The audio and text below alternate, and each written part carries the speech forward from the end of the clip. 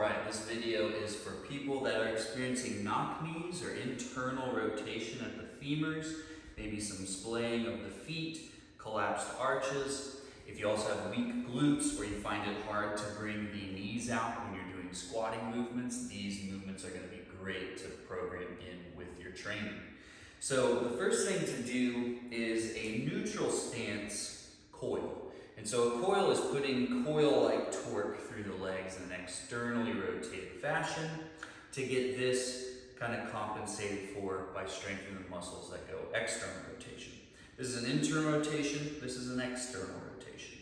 So what we want to do here is have the feet straight, hip width apart, standing in a neutral position. We don't want to be out like this, we want to be slightly turned in. Notice how that takes the knees in for us into internal rotation. We soften the knees here, and you can set your hands on the front of the hips and you can externally rotate, trying not to let the ball of the big toe come off the ground. Toes crimp or squeeze, try to leave them relaxed. And you'll feel this coiling tension through the leg line up into the hips. Now, one more really important part with all of these movements is to make sure you're not in too excessive of an anterior pelvic tilt or a posterior pelvic tilt. So we want to be somewhere tall and neutral between these 2 points. You want to find your Goldilocks position where you feel the most activity in the outer leg muscles and the most comfortable coil. So that first movement you can just do for repetitions and holds. So the first one, we'll set the feet up, twist out, get tall, find that Goldilocks position of the pelvis. You should feel the dimples of the butt cheeks or side hips where the revolver would go on a cowboy belt. And you want to hold that tension. You want to feel your feet trying to mash away from each other and lots of coiling tension through the legs.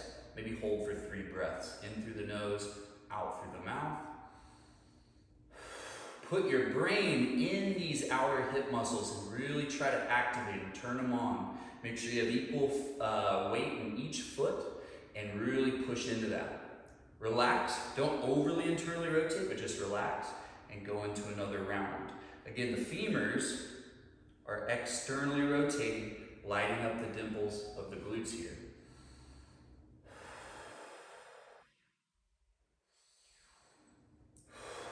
And you can do some holds or some repetitions.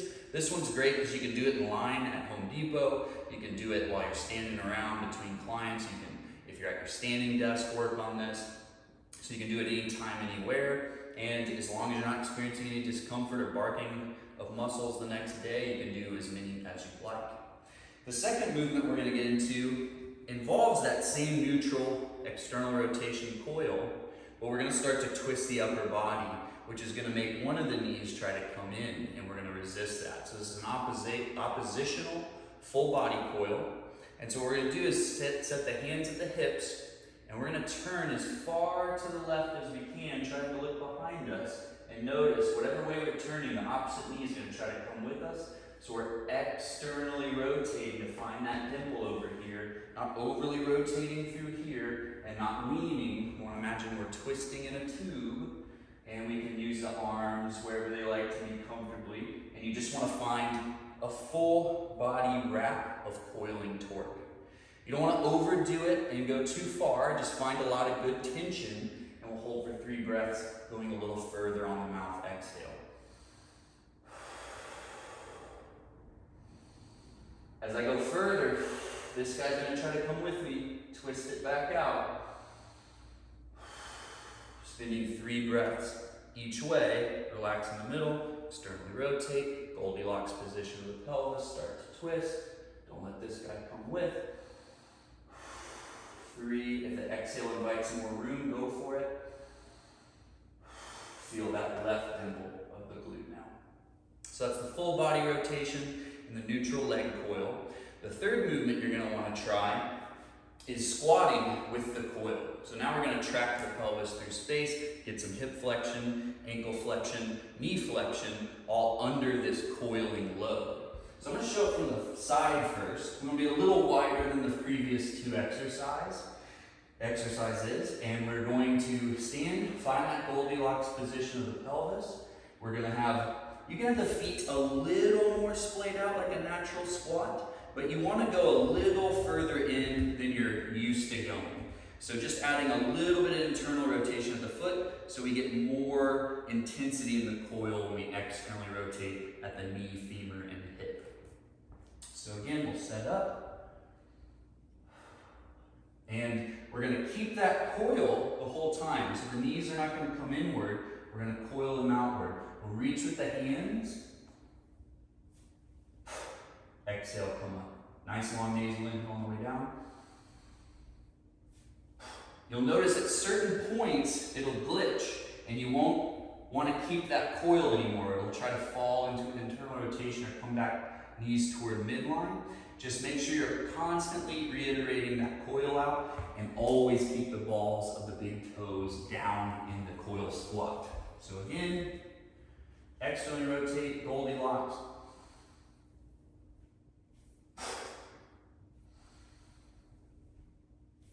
I like to keep my toes up on this so I know that they're not gripping, but you can also try to just relax them.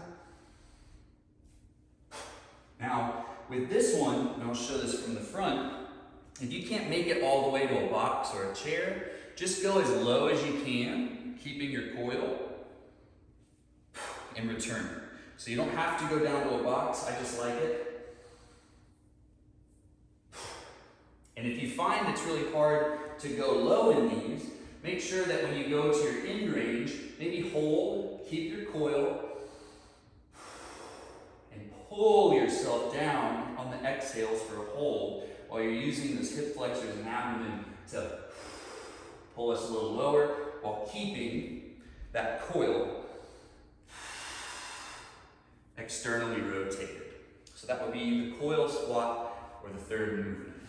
The fourth movement is again, a little wider. We'll get wider with each exercise except for this final one after this one. You're gonna go into that more neutral, like your feet were on train tracks. We don't wanna be too far out. And we're gonna have a statue leg and a pivot leg. So this pivot leg is gonna follow the pelvis. So remember that my belt buckle is pointing this way, and I'm gonna pivot up off the heel and twist toward my statue leg. We call it a statue leg because notice it didn't move in the rotation. You could also argue that the trunk and this leg are statues, and the only thing that's moving is the inside internal rotation of the hip. So you're thinking, oh, this is internal rotation, right? Well, we're going to coil the knee out wide while we then internally rotate. There's nothing inherently wrong about internal rotation with knock knees. We just do it too often without external rotation of the knee. So with this wider position, we're making sure the foot stays matched, ball the big toe down on both feet, tall through the crown, and we're twisting toward. We want to feel tension in that upper inner thigh, and we also want to feel the coil leg occurring here. And again, we don't want to go and twist the leg out. We want to keep it in place. You don't want to lean too far forward or too far back here. We want these to look nice and easy. If I had a fin on my tailbone and this heel, they both move together, while this leg stays in a coil without letting the foot move.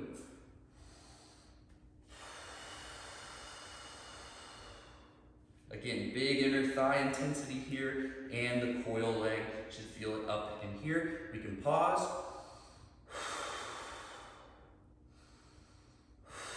For some breaths, and then we could do some repetitions.